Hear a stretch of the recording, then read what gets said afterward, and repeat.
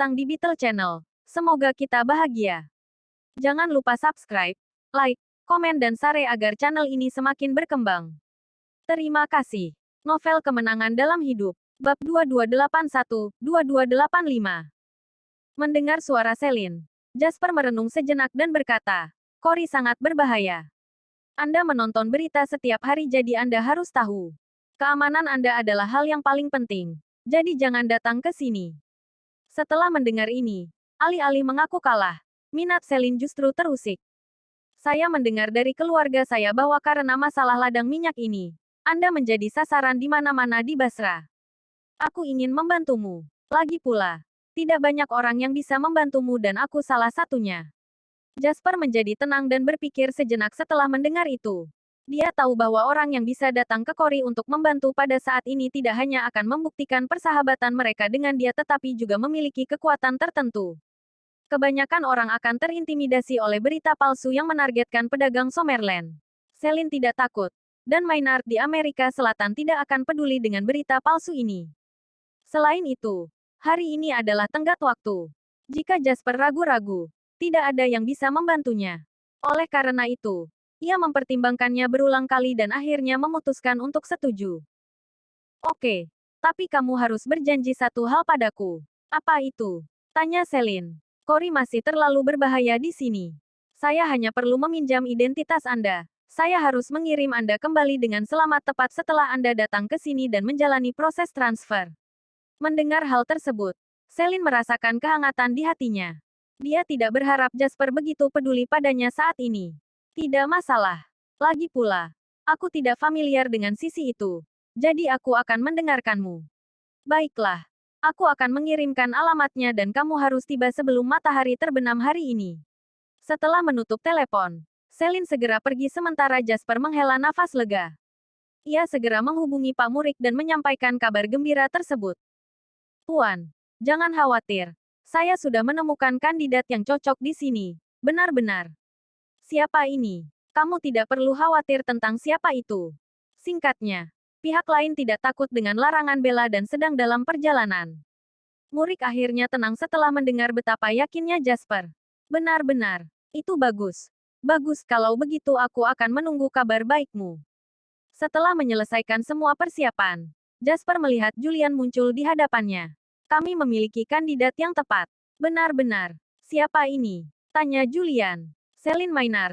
Perwakilan dari Maynard di Amerika Selatan.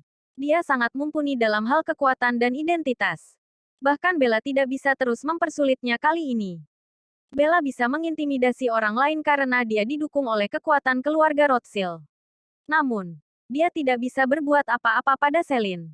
Jika dia benar-benar menginginkannya, Maynard di Amerika Selatan tidak takut padanya. Jasper percaya bahwa Rothschild tidak ingin memprovokasi musuh yang kuat karena hal ini.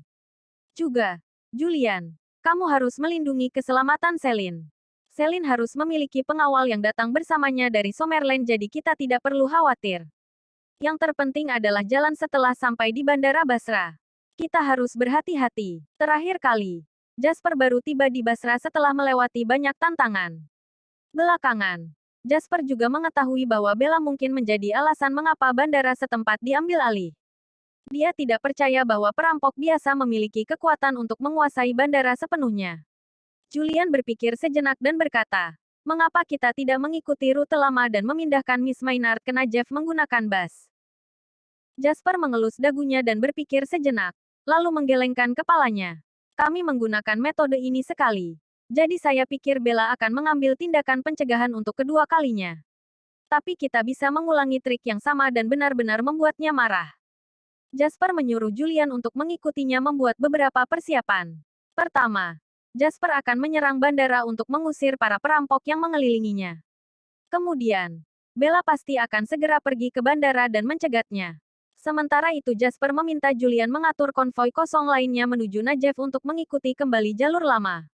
Dia sengaja merilis berita itu, dan terserah pada Bella untuk memutuskan pihak mana yang dia percayai. Tidak ada yang menyangka bahwa Selin tidak akan menggunakan salah satu rute. Jadi meskipun Bella ingin menguping informasinya, itu sudah terlambat. Lalu jalan mana yang akan digunakan Miss Maynard? Julian tidak bisa mengetahuinya. Dan Jasper tersenyum terus terang. Dia bilang dia punya jalan masuk. Jelas.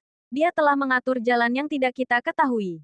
Saya memilih untuk mempercayainya. Jasper menatap keluar jendela. Pandangannya tegas. Sekarang, kita hanya perlu melakukan apa yang bisa kita lakukan. Ayo pergi sekarang. Atas perintah Jasper, Julian segera mulai menyusun tim. Jasper tidak akan sebodoh itu menjadi pahlawan tunggal. Tentu saja Jasper tahu bahwa saat ini Bandara Basra telah dibajak oleh perampok. Dan itu tidak hanya akan mempengaruhi dirinya. Ada begitu banyak pasukan di Basra yang mengawasi bandara. Ada api yang menyala di dalam mereka dan mereka hanya membutuhkan saluran keluar untuk melampiaskannya. Dia hanya jalan keluar itu. Jasper mengumpulkan sekelompok besar orang dalam waktu 20 menit. Lalu memimpin tim langsung ke Bandara Basra bersama Julian. Dia sengaja membocorkan berita ini, sehingga dengan cepat menyebar ke seluruh kota. Anda telah mendengar. Pengusaha baru Summerland pergi untuk membebaskan bandara. Benar-benar, ini sangat berbahaya. Bagaimana dia bisa melakukannya sendiri? Seperti yang diharapkan dari pahlawan misterius dari timur itu, dia sangat berani. Kita tidak bisa membiarkannya menjadi pahlawan tunggal, bukan? Banyak kekuatan di kota memiliki pendapat yang berbeda dan akhirnya mencapai konsensus. Mereka jelas berada di sela-sela juga. Namun, jika Jasper mencapai hasil yang sukses, orang-orang itu pasti akan mendapat dukungan Jasper. Berita itu dengan cepat sampai ke telinga Bella. Dia tampak sedikit bersemangat. Yves, kenapa kamu masih minum? Jasper akan membebaskan bandara. Ketika Yves mendengar ini, dia segera meletakkan rum di tangannya. Jangan khawatir tentang itu, Nona Bella. Biarkan saja dia datang. Kami tidak takut. Tentara bayaran Serigala Langit tidak takut padanya. Dengan kepastian Yves, Bella perlahan menjadi tenang. Kemudian, ada laporan lain dari bawahannya. Nona Bella, penjaga gelap kita telah melihat konvoi diam-diam menuju Najaf. Mendengar ini, Miss Bella membeku sesaat dan Yves tertawa lagi. Kau dengar itu, Nona Bella? Jasper tidak benar-benar datang untuk menyerang bandara. Dia ingin menipu di bawah penutup pengalihan. Dia mungkin telah menemukan seseorang yang dapat mengambil alih ladang minyak. Jadi dia ingin melakukan apa yang dia lakukan sebelumnya. Pada saat ini, Bella mengangguk serius dengan senyum di wajahnya. Ini masuk akal. Saya bertanya-tanya dari mana Jasper mendapatkan keberaniannya. Ternyata dia hanya mencoba mengelabui. Kali ini, untuk memastikan tidak ada yang salah, Anda harus memimpin tim ke Najaf sendiri. Pastikan untuk membawa semua orang dari Najaf kembali kepadaku. Yves langsung berdiri dan memberi Bella salut militer. Dimengerti. Nona Bella, jangan khawatir. Saya berjanji untuk menyelesaikan tugas. Yves segera menyusun tim elit dan secara pribadi memimpin tim tersebut ke Najaf. Bella kemudian membawa orang-orang lainnya ke bandara. Dia juga harus memastikan bahwa tidak ada masalah di sini tetapi tidak bisa terlalu menekan Yves. Jasper dan Julian segera tiba di dekat bandara. Dan mata-mata yang ditinggalkannya di kota juga memberi mereka informasi. Kami menerima kabar bahwa Bella tertipu oleh tipuan kami. Dia mengatur 2 kelompok orang. Salah satunya dibujuk ke Najaf sementara yang lain datang ke bandara dipimpin oleh Bella.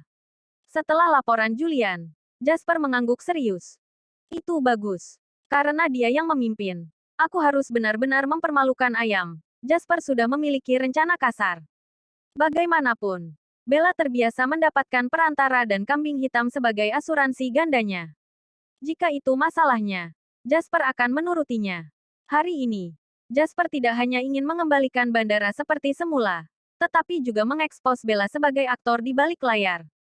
Jika Bella menjadi sasaran cemoohan, maka dia tidak akan berani terlalu sombong. Setelah mendengar ini, Julian menganggap ini ide yang bagus. Jasper, kamu sangat pintar. Anda bahkan dapat mengubah rencana Anda di tempat. Saya mendapat berita lain. Kabarnya kita akan membebaskan bandara sudah menyebar ke seluruh kota. Orang-orang itu penuh ambisi sekarang. Dan mereka seharusnya menunggu kita melepaskan tembakan pertama. Jasper juga tersenyum dan mengangguk sebagai jawaban. Itu benar. Jadi kita harus menjamin kesuksesan satu kali. Apakah Anda membawa peta tata letak interior bandara? Julian segera mengeluarkan peta untuk menganalisisnya dengan cermat bersama Jasper. Mereka melihatnya untuk waktu yang lama dan akhirnya menemukan bahwa satu-satunya area yang cacat adalah jalur kargo bawah tanah. Bagian kargo ini telah melayani seluruh bandara. Karena pintu masuk dan keluar lain dari seluruh bandara semuanya digunakan untuk melayani penumpang dan kargo. Ada juga jalur barang di darat. Tetapi jalur barang bawah tanah hanya untuk digunakan di dalam. Kebutuhan sehari-hari dan bahan habis pakai di bandara akan diangkut melalui area ini. Saat itu, kita harus mengatur agar orang menyelinap masuk dari sini. Cukup membuat orang-orang di lapangan menarik perhatian. Meski rencana Jasper bagus, menurut Julian itu tidak tepat. Brok belum kembali. Jadi aku tidak merasa lega membiarkanmu bertindak sendiri. Julian memandang Jasper dan yang terakhir menggelengkan kepalanya. Jangan khawatir. Aku tidak serapuh yang kamu pikirkan. Meskipun saya tidak memiliki kekuatan tempur sekuat Anda, saya masih bisa melindungi diri saya sendiri. Karena Jasper bersikeras, Julian berhenti memperdebatkan masalah ini. Yang bisa dia lakukan hanyalah mengambil kendali bagian dalam bandara secepat mungkin. Ini akan memberi Jasper lebih banyak waktu. Oke, Jasper, coba bertahan di sana. Jika Anda tidak dapat bertahan, maka tariklah dengan cepat. Keselamatan Anda adalah hal yang paling penting. Anda tidak perlu mengkhawatirkan saya, Julian. Saya akan selalu menemukan cara untuk menyelamatkan diri. Julian dan Jasper saling memandang dan mengangguk. Kemudian, yang pertama segera membawa 3 orang bersamanya dan berangkat dengan cepat. Jasper, sebaliknya, terus memimpin pasukan besar ke stasiun dekat gerbang bandara. Dia sedang menunggu Julian mengiriminya pesan. Begitu dia menerima pesannya, itu adalah waktu terbaik bagi Jasper untuk mengambil tindakan. Julian dengan cepat menemukan lorong bawah tanah menuju bandara bersama 3 orang yang dibawanya. Ada 2 satpam di sini, dan sepertinya mudah untuk menerobos masuk. Julian memandangi orang-orang di sekitarnya dan segera memberi perintah. Pergi menarik perhatian mereka. Serahkan sisanya padaku. 2 dari mereka bergegas keluar, berpura-pura tersesat dan datang ke sini untuk menanyakan arah. Meski kedua satpam itu curiga saat melihat pria tersebut, mereka tidak mengajukan pertanyaan apapun. Sementara mereka menunjukkan jalan kepada orang-orang itu, Julian sudah merayap di belakang mereka. Dia langsung memukul 2 penjaga keamanan dengan 2 potong di leher. Kita tidak perlu membunuh mereka. Mereka mungkin penjaga keamanan yang dipaksa oleh perampok untuk tinggal di sini. Seret saja ke sudut dan tinggalkan di sana. Julian tahu kapan harus membunuh, dan dia sangat jelas tentang siapa yang harus dibunuh dan siapa yang tidak. Bawahannya segera mengikuti. Setelah itu, Julian dan salah satu dari mereka bahkan berganti pakaian menjadi satpam. Gangguan mereka berhasil setiap kali mereka bertemu dengan sekelompok penjaga baru. Lawan mereka digertak setiap saat dan kemudian Julian dan pria lainnya akan mengurus mereka. Segera, mereka sampai di pintu terakhir. Julian ingat detail peta itu. Selama dia melewati pintu terakhir ini, dia akan memasuki bagian dalam bandara. Ingat, kalian semua sangat penting sekarang sehingga tidak ada dari kalian yang bisa membuat kesalahan. Setelah Julian selesai berbicara, semua orang mengangguk. Mereka semua mengenakan seragam keamanan yang mereka sita, yang memberi mereka perlindungan maksimal. Meski begitu, Julian tahu perlindungan ini mungkin tidak akan bertahan lama. Setelah menyusun ulang dirinya, Julian mengambil kartu kunci keamanan dan membuka pintu terakhir. Benar saja, seperti yang diharapkan Julian. Perampok ganas muncul di depan mereka. Masing-masing pria ini bersenjata lengkap, sehingga semua orang di sekitar Julian terkejut. Julian merasa ada yang tidak beres. Memang ada terlalu banyak penjaga keamanan di sini. Cepat, buka pakaianmu dan menyebar.